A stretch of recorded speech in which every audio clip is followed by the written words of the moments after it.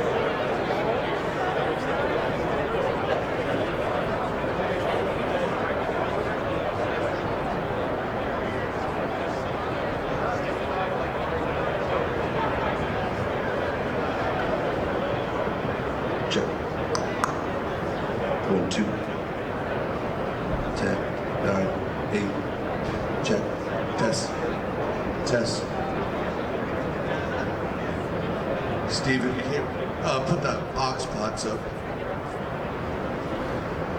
10, 9, test, test, test level, record, test. Do you want to run back there?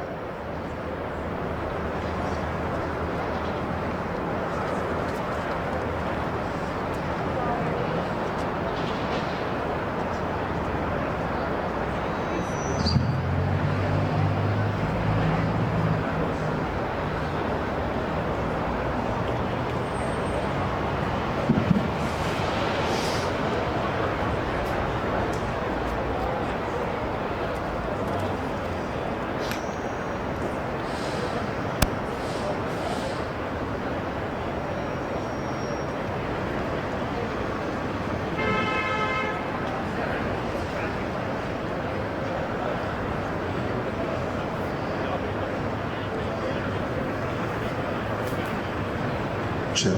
1, 2. 1. Test. Test.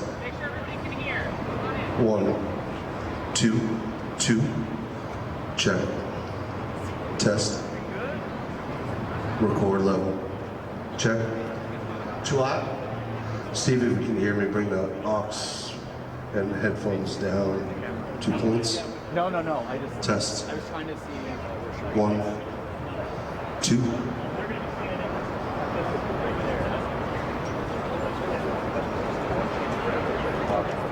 Level check. Not the master volume, but the aux volumes. 1, 2, 2. Check. Test. 1, 2, 2. More gas on the aux. A little bit more gas on the aux. Down. Sorry, more down on the aux. Down. Check. He likes it. He likes it. Mike, he likes it.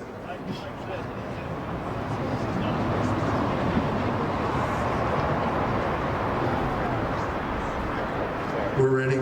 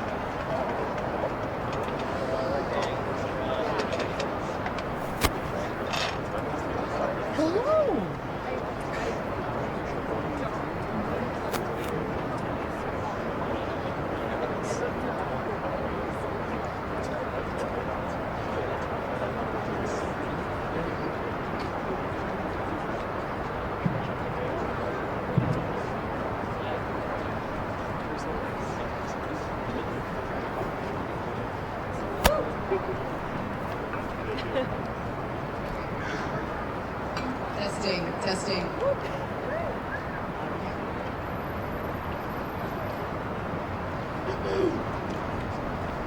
Good morning, everyone. Good morning. Thank you so much for being here.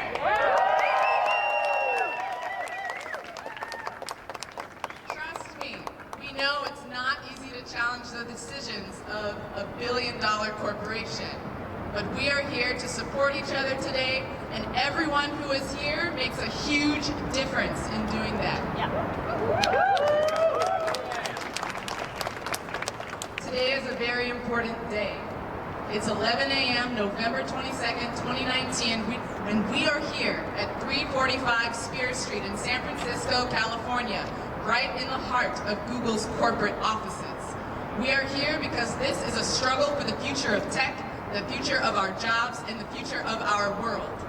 Decisions that get made here at this company and at other companies in this industry affect billions of people around the world every day. We strongly believe that everyone should have a voice in decisions that affect them, whether you're a full-time employee, contractor, user, creator, or anyone affected by tech. And we've been coming together to build that voice.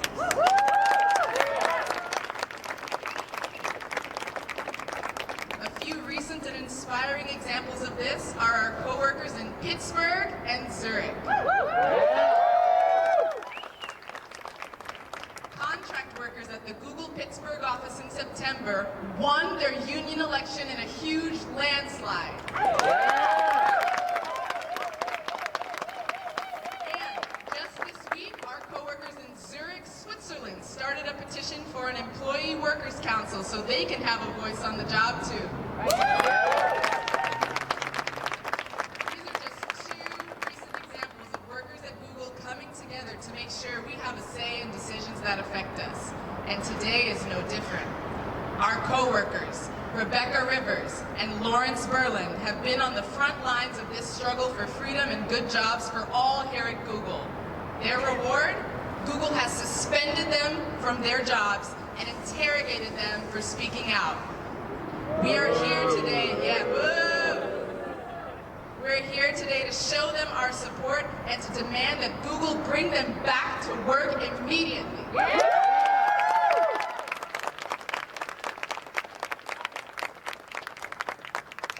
You will hear from Rebecca and Lawrence here today. You will also hear from other workers at Google and supporters. The first speaker today is my dear friend Zora Tung.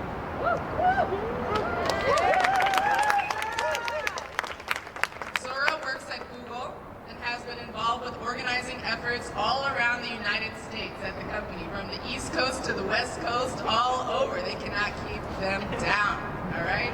Let's hear it for Zora.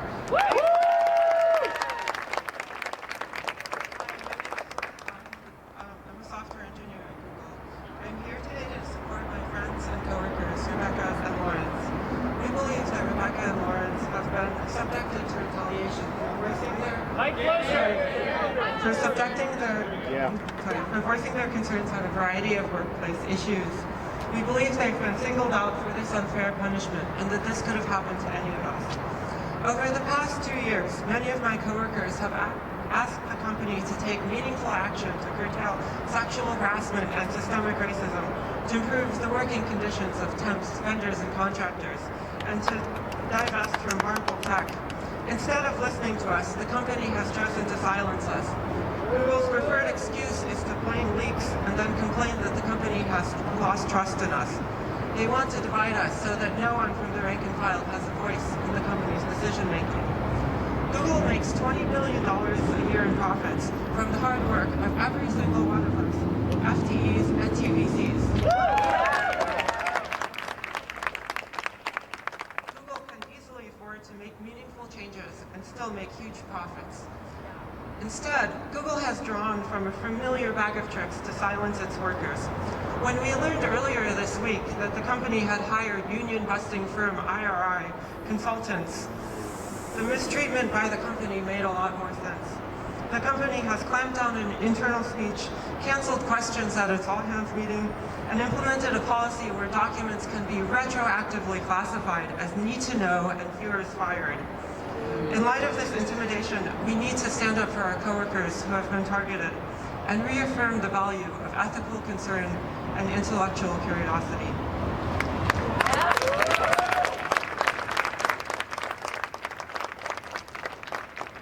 We should say that we need to know.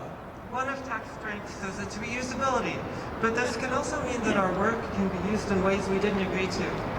When I joined, my understanding was that I was joining a company that made money on ads, however problematic that might be, not the drone war, not state surveillance, not the detention and deportation complex. These projects of state control disproportionately affect people of color, religious minorities, and queer and trans people. Does Google value us or just our labor? Are employees expected to check their morals at the door? This is why I showed up with 20 of my coworkers to Lawrence's interrogation. Lawrence is a fellow activist, organizer, and friend. Lawrence is a wonderful person, empowered, critical, and empathetic.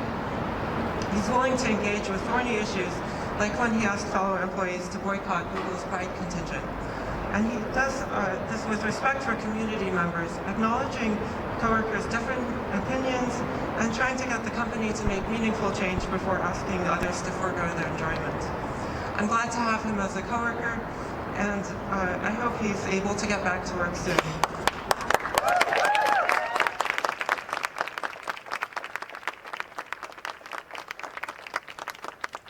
I'm grateful other friends organized our solidarity action for Lawrence last Wednesday, and I hope we succeed in counteracting the shame this process is designed to bring. Lawrence and Rebecca have not only done nothing wrong, they've behaved in an ethical and courageous manner that should be celebrated.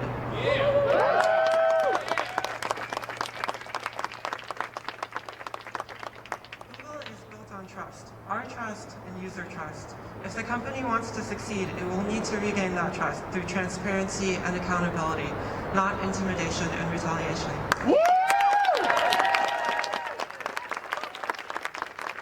Let's hear it for Zora. Thank you so much.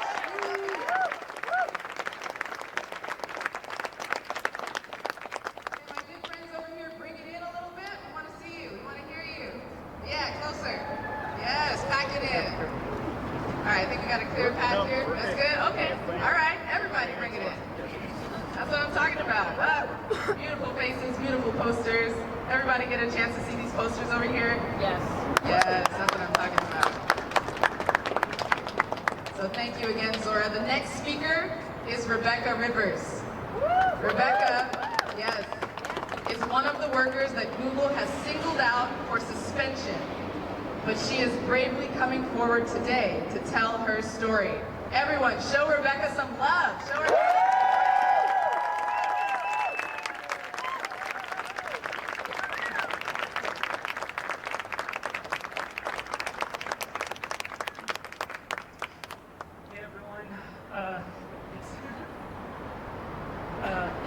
My name's Rebecca, and I'm a software engineer here at Google. I traveled here from Boulder to be here today with all of you. And I'm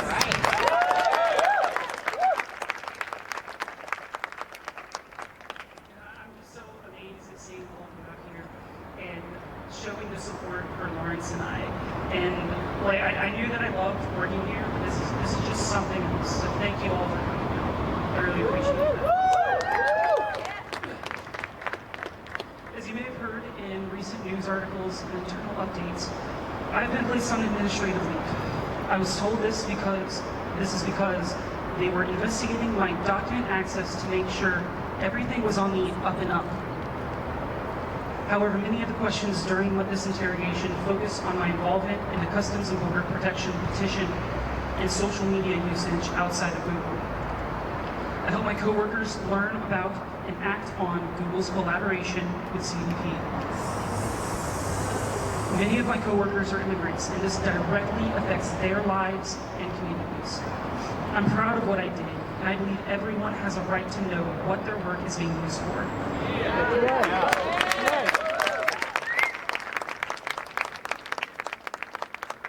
But instead of listening to me and thousands of my coworkers, Google has chosen instead to punish me by placing me on administrative leave.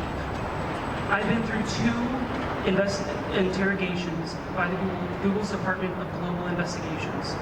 During both of these investigations, I was told by the Global Investigations team that the details of my investigation were confidential and they would only be shared with those who had need to know. Last week, our chief legal officer told the whole company misleading and confusing details of the ongoing investigation. These statements were shared by a Google spokesperson with the press. Some of you may have seen my response, but I want to share that with all of you here. First off, none of the documents that I had ever accessed were labeled as need to know. 0. All of the documents were shared with all Googlers, anyone with a google.com address, and including TDCs up until the recent documents change. Sorry. I found most of these links through internal searches like MoMA and shared these links with other Googlers. I have never been told to change how I access or search for documents. And most importantly, literally 0 of the documents that I accessed were released to were leaked to the press. I want to leave you all with one final thing. 2 weeks ago yesterday, I received the email from my manager telling me that I would have a meeting with the Global Investigations team. At nearly the exact same time, my personal phone was either corrupted or wiped. Everything on my phone that was not backed up to the cloud is gone, including 4 months of my transition timeline photos, and I will never get those back. Keeping my job at Google is not just about having a good job. It's also about having a safe place to transition. That's part of our culture too, a part that trans Googlers who came before me and put a tremendous amount of effort into. Because we take care of each other here.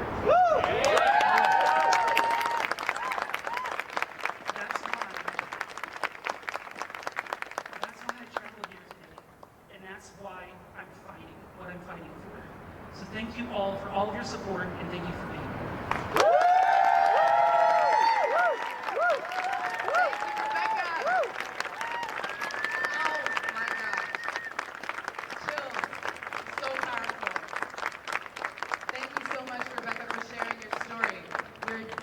Grateful for the actions you've taken on behalf of all of us. You have made tech better for all of us. And we are here for you. The next speaker is Lawrence Berland. He is the other worker that Google has singled out for suspension, and yet he is here, bravely coming forward today to tell his story. Everyone, show Lawrence how much we support him.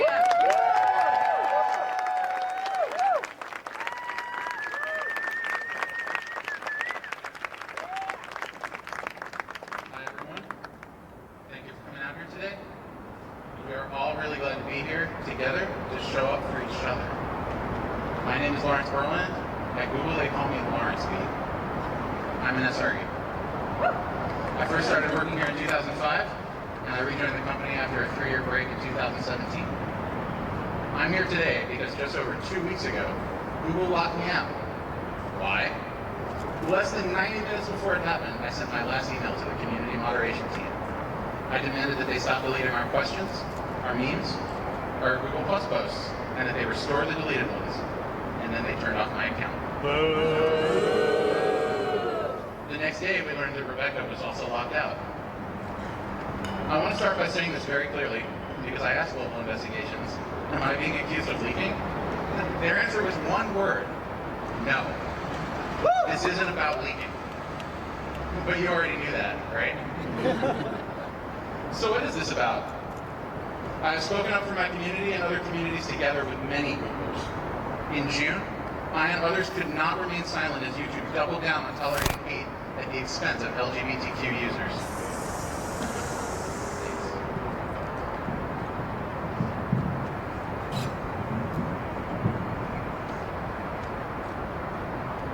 Whether a popular journalist with 1 million views or a 14-year-old kid with 10, the health, safety, and indeed lives of our community are threatened.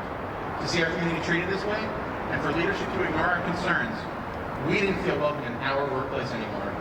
So we marched against Google in the SF Pride Parade, even though they tried to tell us not to. In August, I did my part in gathering signatures, providing updates, and having dozens of conversations with my coworkers, demanding that Google not work with CBP because of the atrocities that they're perpetrating against refugees, including the ongoing detention of children apart from their families. These atrocities continue every day. I just read this week that even as a flu epidemic is on the verge of decimating a detention center in Southern California, CBP is refusing to allow doctors access to provide flu shots. So when Google chose to hire those responsible for the administration of these human rights violations, which is a workplace with many immigrants, Muslims, and other communities, made my coworkers feel unsafe and unwelcome, many of us spoke up, including me. I'm sure many of you feel the same way about that issue as I do. And I'm sure some of you don't. But if we can't speak up about these issues that concern us, about our work, How can we ever hold ourselves and each other to the high standard that we need and the world deserves? Silence and secrecy are not the way for us to come together to solve problems. Even though Rebecca and I are experiencing the full force of Google's retaliation, this is not really about me. It's not about Rebecca. It's about us. All of us. And the open culture we built and treasure together. If they can do this to me, they can do this to anyone. And that culture is lost forever. Everything we built here, we built on that culture. What is Google without our culture? Let me take a minute to share what I went through these past couple of weeks. I was put on indefinite admin leave without warning, and I mean literally without warning. My account was deactivated while I was working, right up there where I sit in this office. I was only told hours later that I was being placed on admin leave, and the only word the company would use to tell me what was wrong was it was for an issue. The next thing I heard about my leave wasn't from my manager or from HR, it was from the press. That's right. A company spokesperson told Bloomberg why I was on admin leave, something they still haven't really told me. Is this really okay? No! We are constantly told that leaks are why leadership can't have conversations with us anymore. But here they are talking to the press about me before even talking to me? I've heard that Kent Walker, the chief legal officer, was repeating those same claims to you all inside the company. Kent's usually a thoughtful guy. So I'm not sure what happened with this, because these words gave many the impression that I'm accused of leaking.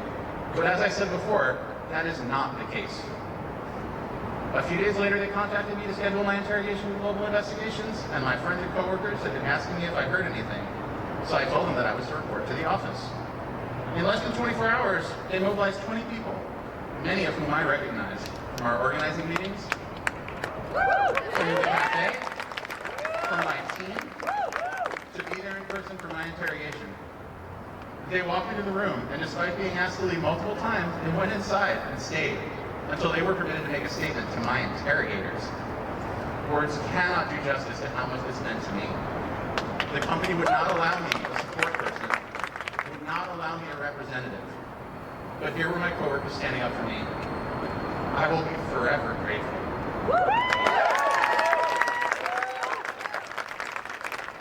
But that's what we expect from each other at Google, right?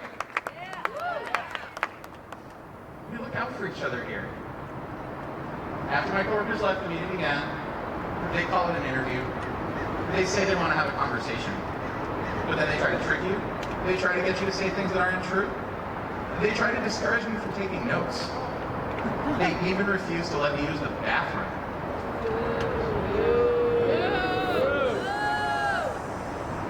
They ask me about calendars. Every coworker who has talked to me about this has said the same thing. Calendars? I look at calendars every day. Because of course we do. I told the investigators, there's a link to calendar on every MoMA profile. Why were we looking at calendars? Because we were concerned about censorship of our workplace. We wanted to know what was going on. Why does it feel like there's an organized effort to censor Googlers?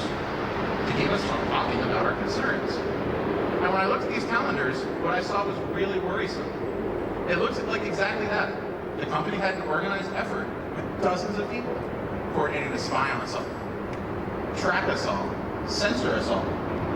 I could not believe it. The investigators asked me if I had seen a policy, but they wouldn't show me the policy. They wouldn't tell me what it said. I asked where I would have found this policy, and they didn't even know. They had to go find it on MoMA. I still don't know what policy they were talking about. And they asked me about a few other docs too, pretty much the same way. It was bizarre. But most concerning, they asked me about my coworkers. What is this group discussing concerns? Who are the people who came to support you? They wanted me to identify my coworkers who are working together with me to improve our workplace. And I'm pretty sure that's illegal. And if you look at the NLRB notice that Google posted just last month, you can read it for yourself. Quote, "We will not ask that you report other employees who are engaging in protected concerted activity." It's right there in the notice, but they did it anyway. For 2.5 hours. Since then, I have heard almost nothing from Google. The last email I got only tells me that I'm not allowed to know who will be deciding my fate. Don't Googlers need to know who make these decisions? Yes. Yes. Google has done almost everything in its power to silence me and make me feel like I don't belong. However, my friends and coworkers, and all of you here today, have shown me that I do belong here.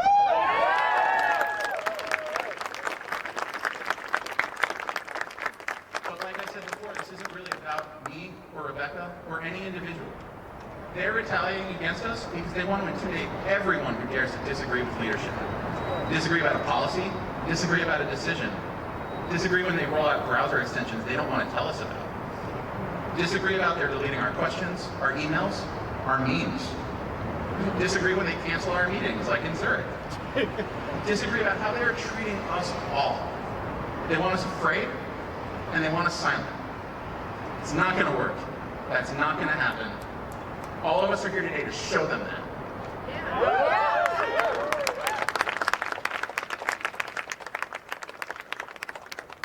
I've heard that the company has announced radical changes to policies. Now Googlers aren't supposed to look at other teams' docs, notes, calendars, bugs, code. The list goes on and on. For some of us, these restrictions are new, but for others, the TBCs among us, these restrictions were actually introduced a few months ago. So we already have coworkers who have been telling us for months how much harder it is to do their jobs. But why are they even doing this? If we aren't supposed to see each other's work, discuss each other's designs, and have real conversations about our concerns, we will not be able to continue to make the great products that we've made. And that's not just lip service. Because of the current situation, I didn't feel comfortable writing this talk in our province. And let me tell you, I miss Google Docs. I really miss comment and suggest. We built some of the best products in the world by knowing what we're working on and having input into it across the company. We are so much stronger when we are all together for our workplace and for our work. That's why Googlers need to know. We need to know what we're working on. We need to know what everyone is working on. We need to know about how we all experience our workplace. We make this the place we all deserve, the place our users deserve, the place the world deserves. But to do that, Googlers need to know. The culture that defines our workplace depends on it. What are the executives so afraid of? What have we yet to find out? Why destroy everything we've built together? And now let's be honest, they've canceled TGIF. That meeting that they're going to have next year, that's not TGIF. We know it. TGIF wasn't perfect, but at least we had the chance to ask the important questions. And even if they didn't always answer them very well, at least we got to ask. On Wednesday, the New York Times published a story. Google hired a labor busting firm called IRI. They've been meeting regularly with these consultants since the spring. And the people working with these consultants have been meeting with many others, including the community moderation team. It all makes sense now to me, everything I saw on those calendars, everything that's been happening these last few months. But let's be clear, you don't hire consultants like that to help you decide if you're going to crack down on your employees. You hire consultants like that because you've decided to crack down on your employees.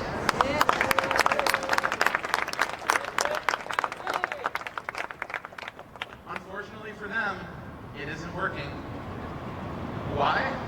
Because the travesty of it all, what we're all seeing, is that leadership doesn't know us anymore. They don't understand us. They thought we would take all this lying down. I don't know why they thought that. Every one of us could have told them, right? If you take away our right to see design docs, to view each other's calendars, to ask questions of leadership, we aren't going to stand for it. They thought we'd just give up on our culture, our coworkers, our company. But here we are, because we aren't giving up. Don't worry though, there's hope. It doesn't have to be this way. It never had to be this way. If they had just come to us all, really been thoughtful about these issues, actually engaged with us, we all have something to contribute to this. we would have helped. We're all here today because we are still willing to help. We are willing to show them how our culture works. We're here to rebuild the trust that they have destroyed. We are offering. They just have to take us up on it.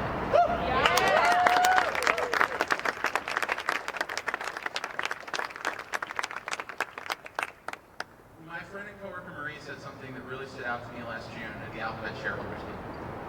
She told the board of directors, Kent Walker, and other leadership, quote, "If I'm no longer here in a year, 5 others will be here to fill this spot."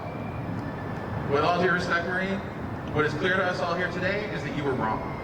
There won't be 5 people here to fill this spot. There will be 500. That's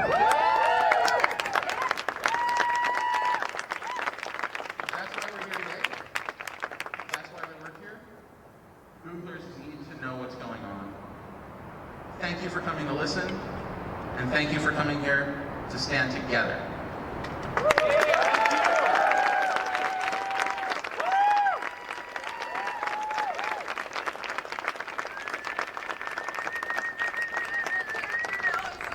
Let's hear it for Lawrence! Thank you so much for sharing your story with us, Lawrence. We are deeply grateful for the actions you have taken today and your whole time at Google. You have helped make this place and tech in general, you've helped make the world a better place. We are here for you.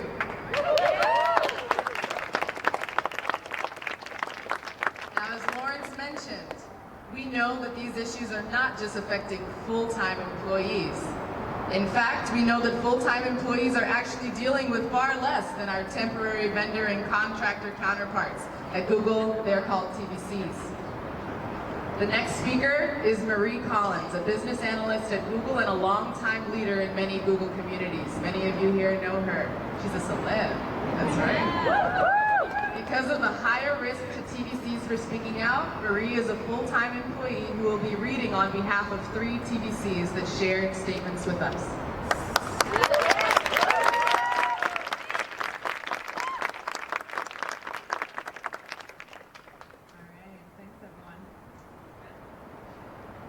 Yes, so 2 of these will be anonymous because there's a lot at stake for the TVCs who shared them, and one brave TVCer, Daryl Lee, provided a story as well. All right, so the first one. Many of us have different experiences as TVCs. We work in many of your departments: HR, engineering, testing, cooking, cleaning, security, just to name a few. Some have been here for a few months, and many others have been building their experiences here for a few years. We may have whipped up your coffee this morning. We might be sitting next to you and working with you on analyzing data and code and numerous other jobs that keep Google running every day. Even though we're working with you, at the end of the day, though, we realize we're just TVCs. When you're working as a TVC here, you're not the same as FTEs, and Google makes that abundantly clear. Google started restricting access to tools. We have to constantly ask for permission for tools and documents that are essential for our workflows. Things have become extremely inefficient because we can't open documents that were accessible to us just a few months ago. Google started cutting off our rights to even interact with our FTE coworkers, separating us not just with digital walls, but physical walls as well, by moving us to other buildings. And it's hurting our work, and it's telling us that you don't need camaraderie when working on as a team. It's painful being left out from offsites, email threads, and meetings with signs that say FTEs and interns only. Do we not mean anything when we're all working towards better products, user experiences, and internal tools for the company? And another way that Google separates us from FTEs is to tag us with bright red badges everywhere we go. And yet, we continue working. We're still here because we want to give it our all for the good of the companies, not just for the full-time employees. And we believe Google can easily afford to do better and should. We have the power to make all of our lives, both full-time employees and that of Google's extended workforce, better. All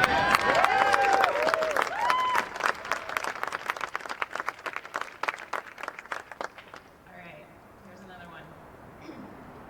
The open culture that allows FTEs to understand how to be good at their jobs and have more buy-in to Google's greater mission is one that has been strictly denied to TVCs. We are walled off, some of us by actual walls, and all of us by digital access restrictions, which we've been calling File-apocalypse. It's easy to look at TVCs and think we're not Googlers and we somehow deserve this position, that we knew what we were signing up for.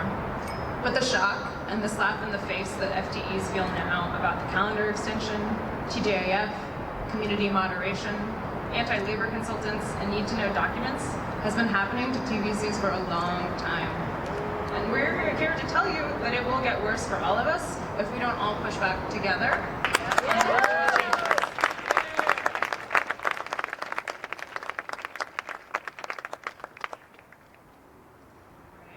Final one. Hi, I'm a temp in Mountain View. I'd be there in person to read this, but, well, I don't get paid time off. If you talk to a TVC, what Google calls their extended workforce, about employees at Google wanting to save their open culture, our response might be, what open culture?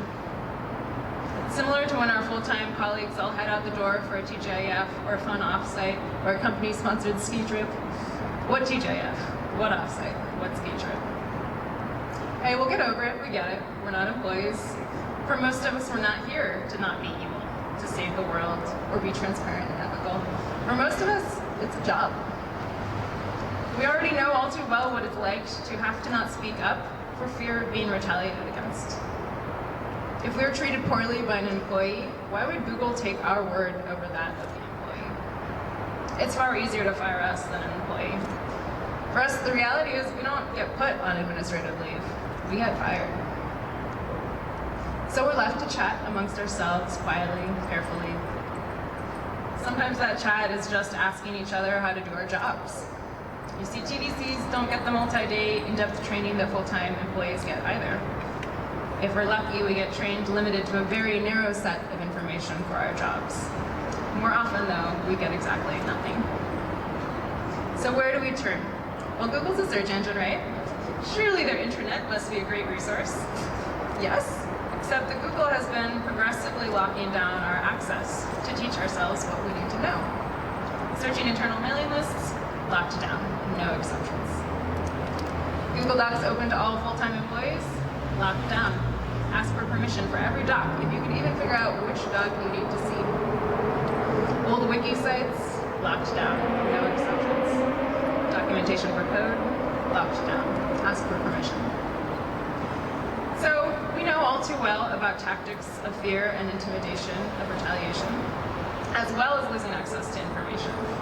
It wasn't done to us by some shadowy outside consultancy, though. It was coming from Google itself. The only way Google's culture will work for everyone is if you continue to learn from and stand with TVCs as our jobs are made more difficult every day.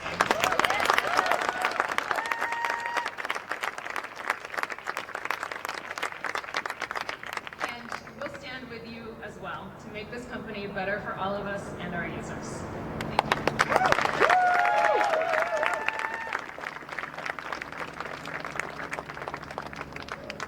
Thank you so much, Marie, for reading those 3 statements on behalf of our dear beloved TVCs. This struggle won't mean anything if we don't break down the barriers that divide us and make sure that Google and tech works for everyone, and I mean everyone. Yeah. The last speaker here today, Zach Siegel. He's a Google engineer who is also exercising his right to come together and speak out to improve our workplace. Let's hear it for Zach.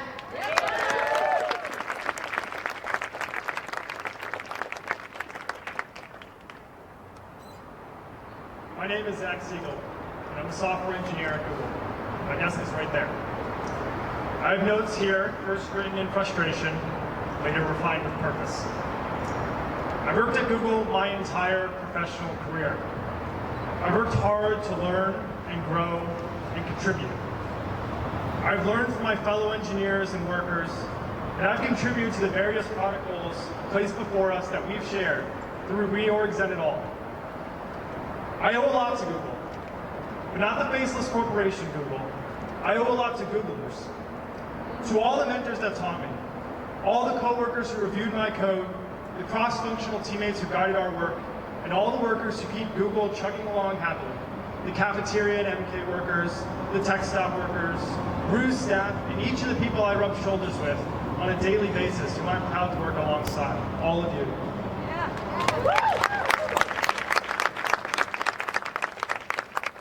I also owe a lot to Lawrence and Rebecca. They too have taught me things. They've taught me what courage can look like. They've shown me what boldness can mean in a tech worker's life. They have demonstrated the importance of standing up and speaking out when our ethics are on the line and when the power we're ultimately responsible for is being misused. They've demonstrated that it's so important to continue speaking up even after suffering direct consequences. Consequences from a Google that is so afraid of the voices of its own workers that it tries to stamp them out. Woo! Yeah. Above all, Lawrence and Rebecca have shown bravery in the face of intimidation. Why would the company do this? This isn't the Google I know. This tells me that leadership is afraid because we have power when we come together.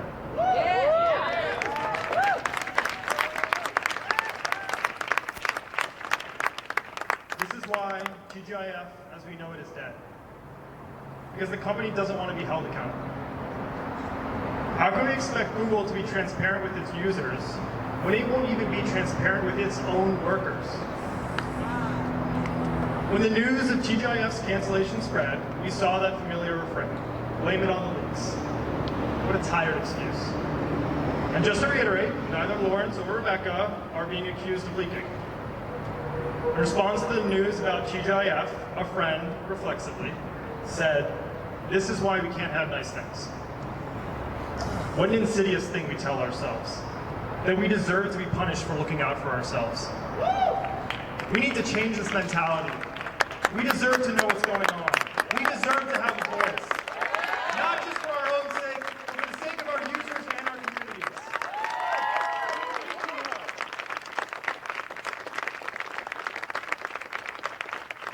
Blaming leaks and leakers is a fear tactic that is intended to make us point fingers at each other and distract us from focusing on the real decision makers. They say leaks hamper our ability to have a conversation, but when we try to have that conversation, they put our coworkers and friends on administrative leave based on an unclear need-to-know policy that is selectively enforced.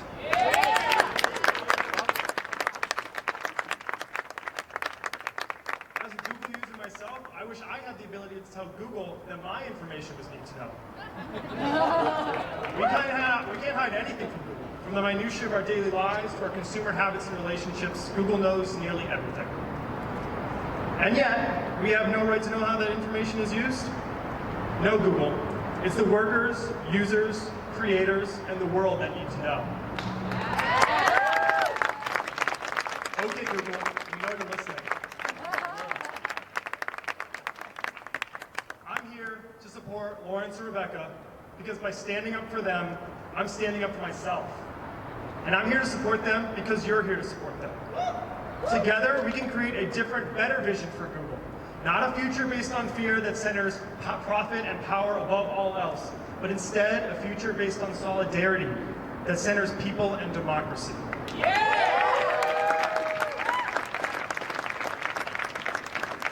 I want to work at a company where our voice matters and we can all feel safe and proud to work here every single day. Which is why the fear and intimidation have to stop. As we have been coming together and speaking up for each other, our users and our communities, the company has had the choice to listen and take meaningful action to improve our lives. The company could decide this second to bring Lawrence and Rebecca back to work, but instead, it has been holding our culture and our coworkers hostage.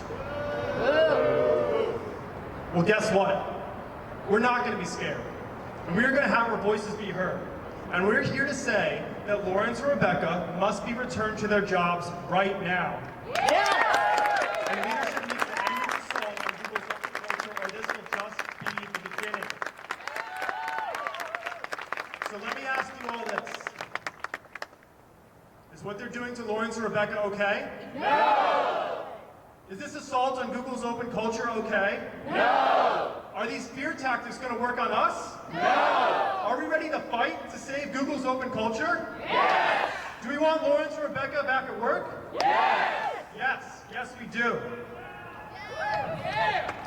What do we want? I want you to say bring them back. What do we want? Bring them back! When do we want it? Now! What do we want? Bring them back! When do we want it? Now! What do we want? Bring them back! When do we want it? Now! If we don't get it, shut it down.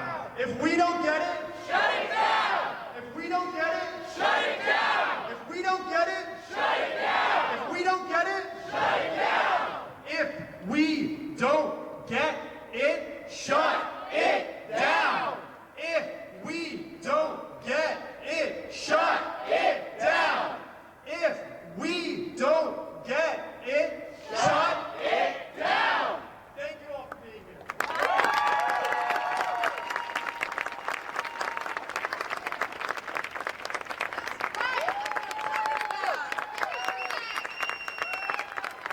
Lawrence and Rebecca are not back at work right now. You better believe we'll be back and take this to the next level, right? Let's give all of the speakers one last round of applause. And let's show Rebecca and Lawrence one last time how much we support and appreciate them.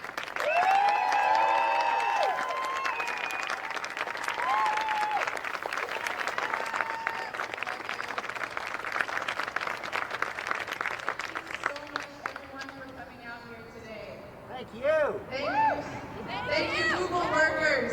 I see so many beautiful faces from my Google coworkers out here today, and I'm so inspired by you.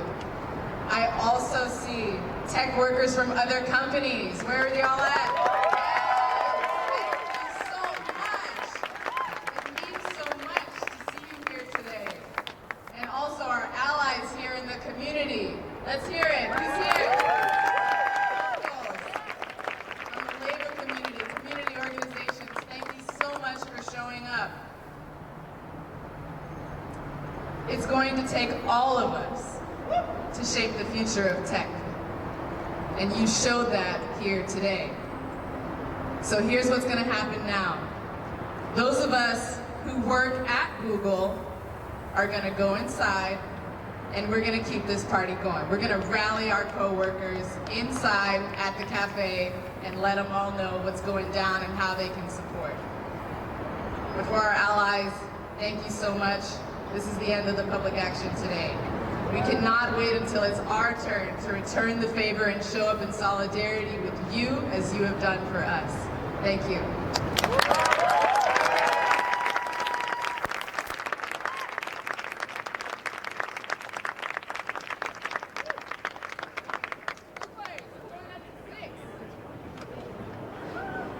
I didn't mention where we're going, but Googlers, we're going up to 6, like the top floor cafe. Let's go. We'll see you there.